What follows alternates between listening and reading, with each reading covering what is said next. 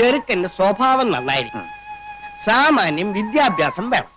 ആര് കണ്ടാലും അയ്യേന്ന് പറയിപ്പിക്കരുത്. പിന്നെ തറവാട്ടുകാരനായിരിക്കണമല്ലോ.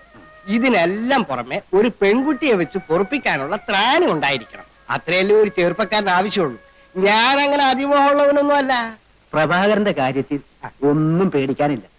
30 വിളയുന്ന 2 ഏക്കർ നിലപ്പാടമുണ്ട്, തെങ്ങും പറമ്പുണ്ട്, കൊപ്ര കച്ചവടമുണ്ട്, നല്ല എണ്ണം പറഞ്ഞ 4 കറവ് പശുക്കളുണ്ട്. ഇതിൽ കൂടുതൽ രാരിച്ചനായരുടെ മകൾക്ക് നല്ലൊരു ബന്ധം കിട്ടാനില്ല.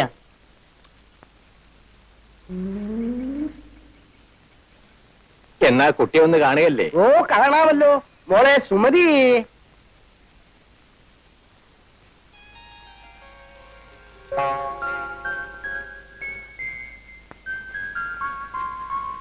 അച്ഛന്റെ പൊന്നുമോളിന്ന് വാ. ഇവളുടെ ഒരു കാര്യം, ആള് പീക്കിരിയാണെങ്കിലും അവളുടെ ഒരു നാളം കണ്ടില്ലേ? ഇതാണ് എന്റെ ഏറ്റവും ഒടുവിലത്തെ ലാസ്റ്റ്. സുശീലേ, ഇനി മോളിന്ന് വാ. വാ, അച്ഛന്റെ തങ്കക്കട്ടി ഇന്ന് വാ. ഇവളാണ് ഇതിന് നേരെ മൂത്തത്.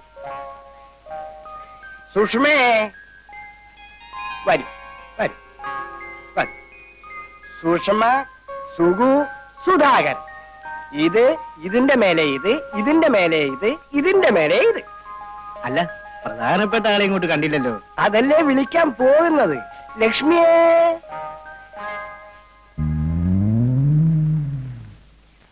ഇതാണ് എന്റെ ഭാര്യ, കുട്ടികളുടെ അമ്മ. നമ്മൾ കല്യാണത്തിന് ആലോചിക്കുന്ന കുട്ടിയെ വിളിക്കൂ രാരിച്ചനായരെ. വിളിക്കാം. ലക്ഷ്മി, ഇവിടെ കൊണ്ടുപോയിട്ട് അവളെ എങ്ങ അയക്കൂ. ആ, കുട്ടികളെല്ലാം പൊക്കോളൂ പൊക്കോളൂ.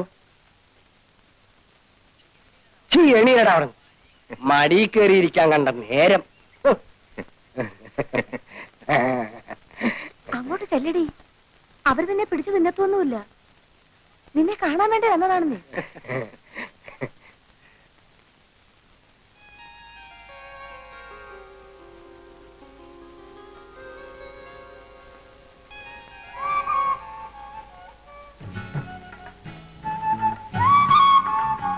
ഇതാണ് രാധ.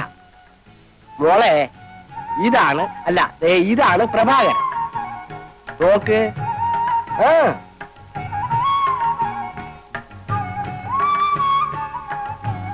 നാണം കൊണ്ടാ.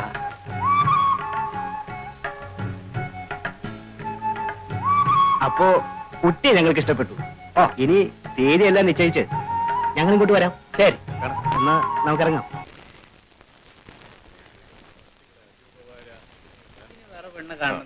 കല്യാണാലോചനയ്ക്കാണ് വന്നത്. എടി, അവൻ എന്താ ഒരു കുറവ്? അഴകില്ലേ, ആരോഗ്യമില്ലേ, 2 ഏക്കർ നിലം, 1 തെങ്ങും പുരയിടം, നല്ല വില നടത്തുന്ന ഒരു കൊപ്ര കച്ചവടം. ഇതൊന്നും നിന്റെ കണ്ണിന് പിടിക്കുന്നില്ലല്ലേ? അപ്പൊ പശുവും തൊഴുത്തുവോ? ആ, അത് വേറെ. എനിക്ക് വേണ്ടെന്ന് വെച്ചാ വേണ്ട. 1ഉം 2ഉം അല്ല, 26ാമത്തെ ആലോചനയായത്. ഇതും നിനക്ക് വേണ്ടാന്ന് വെച്ചാ പച്ചവെള്ളം ഞാൻ തരത്തില്ല. എന്റെ ലക്ഷ്മി കുട്ടി, നീ കിടന്ന് തിളയ്ക്കാതെ. 8ഉം 8ഉം തിരിയാത്ത കൊച്ചിനോട് വർത്താനം പറയുന്ന രീതിയാണത്. എന്റെ മോളോട് ഞാൻ പറയാം. അച്ഛന്റെ മോളെ, മോള് ആ പയ്യനെ ശരിക്കും കണ്ടോ? നല്ല സിനിമാ നടനെ പോലെ ഇരിപ്പില്ലേ? ആരെ പോലെ ആയാലും എനിക്ക് വേണ്ട. എന്റെ മോളെ, നീ ഇങ്ങനെ വാശി പിടിച്ചാൽ അച്ഛൻ ചങ്ക് പൊട്ടി ചത്തുപോകും. നിനക്കിടയിലില്ലേ 3-4 കൊച്ചുങ്ങള്? നിങ്ങൾ ഇങ്ങനെ ഇരുന്ന് പുന്നാരം പറഞ്ഞിട്ട് അവള് തലയെ കയറുന്നത്. വല്ലവരുമായിട്ട് പ്രേമവും കുന്തോണ്ടെങ്കിൽ മനസ്സിലാക്കാം. വരുന്ന ഒരുത്തനെ അവൾക്ക് പിടിക്കൂല. എടി, സത്യം പറ, നിന്റെ ഉള്ളിലിരിപ്പ് എന്താ? കല്യാണത്തക്കം പട്ടണത്തിൽ നിന്ന് വരണം. ചേച്ചി പട്ടണത്തിലേക്ക് കൊണ്ടുപോകണം. ചെക്കൻ പാന്റ് ഷർട്ട് ഇടണം, ഇംഗ്ലീഷ് പറയണം, പരിഷ്കാരം വേണം, സിഗരറ്റ് വലിക്കണം, പട്ടണത്തിൽ പോണം, ഇംഗ്ലീഷ് പഠിക്കണം, നിന്റെ അമ്മയുടെ തല വേണം. ഇതിന്റെ ഇടയ്ക്ക് ആ പീക്കറാണ്ടി ഉണ്ടല്ലോ.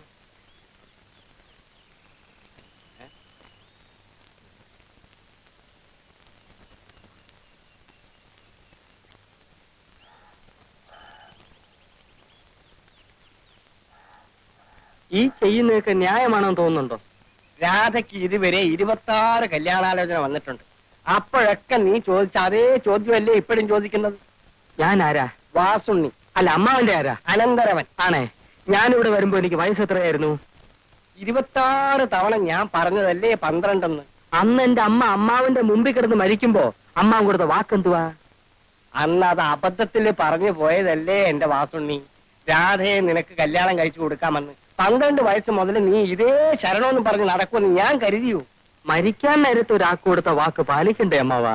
എടാ വാസുണ്ണി, എന്റെ സഹോദരി നിന്റെ അമ്മ മനസമാധാനത്തോടുകൂടി മരിച്ചോട്ടെ എന്ന് വിചാരിച്ച് ഞാൻ അന്ന് ഒരു ഭംഗി വാക്ക് പറഞ്ഞു പോയി. എന്നാൽ എന്റെ അമ്മയ്ക്ക് മനസ്സമാധാനം കിട്ടിയിട്ടില്ല. അത് നിനക്ക് എങ്ങനെ അറിയാം? എന്റെ അമ്മയുടെ ആത്മാവ് കരഞ്ഞുകൊണ്ട് ഇവിടെ എല്ലാം ചുറ്റി കറങ്ങുന്നുണ്ട്. അവളെ കാണുമ്പോ ഞാൻ പറഞ്ഞോളാം, നീ സമാധാനമായിട്ടിരിക്കും. ഇന്നലെ രാത്രിയിലും സ്വപ്നത്തിൽ വന്ന എന്റെ അമ്മ എന്നോട് ചോദിച്ചു, എന്താ മോനെ നിനക്കൊരു വിഷമം? എടാ, ഒരു ഉത്തരവാദിത്വം ഇല്ലാതെ പട്ടവും പറപ്പിച്ച് നടക്കുന്ന നിന്നെ വിശ്വസിച്ച് ഞാൻ എങ്ങനെയാടാ രാധയെ പറഞ്ഞേക്കുക? ഇപ്പൊ ഞാൻ അങ്ങനെ നടക്കുന്നത് ശരി തന്നെ. പക്ഷെ രാധയെ കെട്ടിയാൽ ആ സെക്കൻഡിൽ അമ്മാവനേക്ക് ഓഹരി തരണ്ടേ? എന്നിട്ട് അതിൽ കെങ്കേയമായി കൃഷി ഇറക്കി ഞാൻ അവളെ പൊന്നുപോലെ നോക്കുമാ. വാസുണ്ണി, നീ എന്നെ ഇങ്ങനെ ഞെക്കി പിഴിയരുത്. ഓരോ കല്യാണക്കാര് വരുമ്പോഴും അപ്പ നീ എന്നെ വിളിക്കും. അത് കാണുമ്പോഴേ എന്റെ തല എങ്ങനെ കറങ്ങും. അവൾക്കാണെങ്കിൽ നിന്നെന്നല്ല അന്വേഷിച്ചു വരുന്ന ഒരുത്തനെയും പിടിക്കൂല. പട്ടണത്തിൽ നിന്ന് വേണം പോലും, പട്ടണത്തിൽ നിന്ന്. എന്താണാവോ പട്ടണത്തിൽ ഇത്ര തുള്ളാൻ? സമയമല്ലോ, വന്ന ആളിലൊക്കെ പോവാവോ? ഞാൻ വീടാന്തരം നടന്ന് കുറെ ആളുകളെ സംഘടിപ്പിച്ചതാ.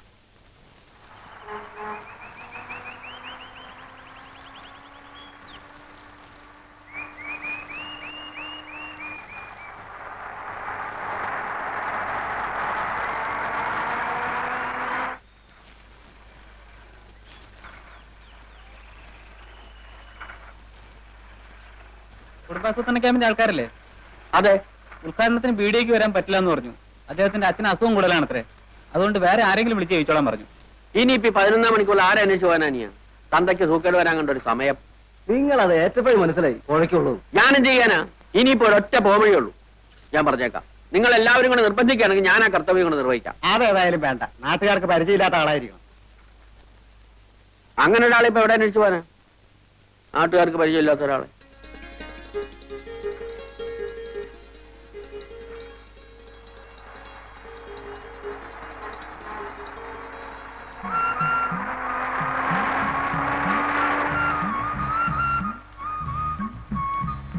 ഈ വില്ലേജ് ഓഫീസിലേക്കുള്ള വഴി ഏതാ?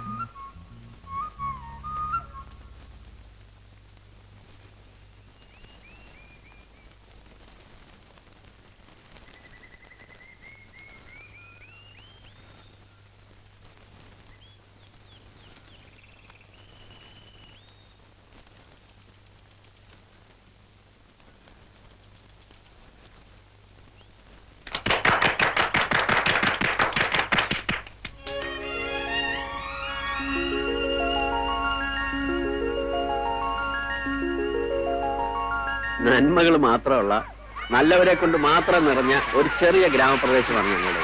സാർ ഒന്നുകൊണ്ട് കുട്ടികൾ നിശബ്ദരായിരിക്കൂ. കുട്ടികൾ ഇങ്ങോട്ട് കയറിക്കോ. ഇവിടെ ഇരിക്കാം.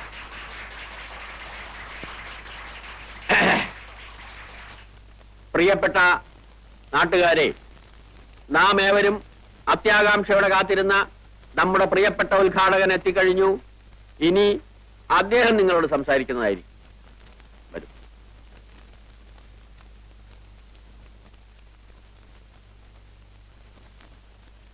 പ്രിയപ്പെട്ട സഹോദരന്മാരെ, സഹോദരികളെ,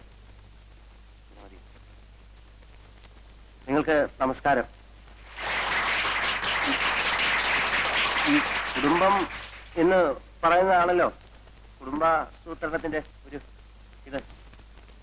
അപ്പൊ ഒരു കുടുംബത്തിൽ ഒരു കുടുംബനാഥൻ, കുടുംബനാഥ, ബാക്കിയുള്ള അങ്ങനെ. അപ്പോ കുടുംബം എന്ന് പറഞ്ഞാൽ അങ്ങനെ ഇരിക്കുന്ന ആ സന്ദർഭത്തിൽ കുടുംബത്തിൻ്റെതായിട്ടുള്ള ഒരു സൂത്രമാണ് ഈ കുടുംബാസൂത്രണം. അപ്പോ ഈ കുടുംബപരമായിട്ടുള്ള, കുടുംബത്തിൽ കൂടുതൽ കുട്ടികൾ ഉണ്ടായാലുള്ള കഷ്ടപ്പാടുകളെ കുറിച്ച് ഞാൻ ബുദ്ധിമുട്ടേണ്ടതില്ലല്ലോ.